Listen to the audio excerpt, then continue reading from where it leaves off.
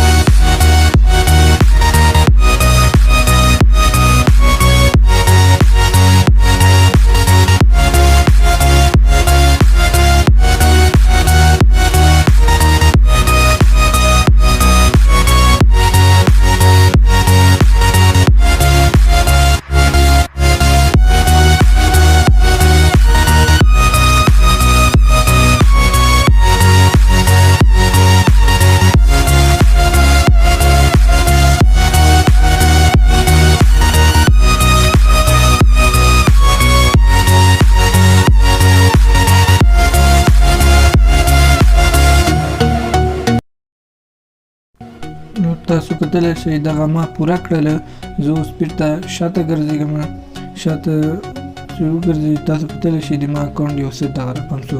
نو دلته به تاسو کتلی شئ چې تاسو ته دغه اکاونټ درښیم چې دغه څه رقم شو. تاسو کتلی شئ دغه ټول دغه رقم شو، دغه رقم. نو تاسو به بیا په دغه درې ټکو باندې کلیک وکړئ. په درې ټکو باندې چې کلیک وکړئ ایډیټ پروفایل باندې به کلیک وکړئ.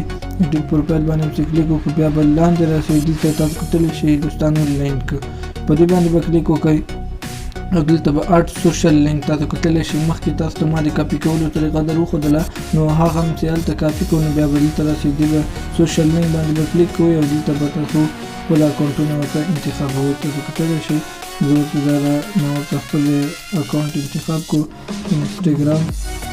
نو دا هم چې ورته انتخاب کو بیا به دغه پوره شي. تاسو کتلی شئ دغه ما سره دلته راغی. نو بیا اډ سوشل لینک باندې کلیک وکړئ او دلته به ورته خپله بایو ورته ور واچوئ. نو زه اوس په دې باندې د ټویټر خپله بایو تاسو کتلی شئ دغه ما سره دلته راغی. نو بیا په دې باندې کلیک وکړئ او خپلې بایوګانې به ورته ور اچوئ. ډېره اسانه سره تاسو به خپل دغسې سټایلیش اکاونټ جوړ کړئ. ډېره اسانه طریقه ده دوستانو، ډېرې خوندوره طریقه ده. خپله آی ډي به ډېره ښایسته تاسو ته ښکاره شي، بل چاته هم همدغسې ښایسته ښکارېږي ځکه چې ډېره خوندوره دغه شیانو د ګلانو سره ښکاري د هر چا آی ډي سي.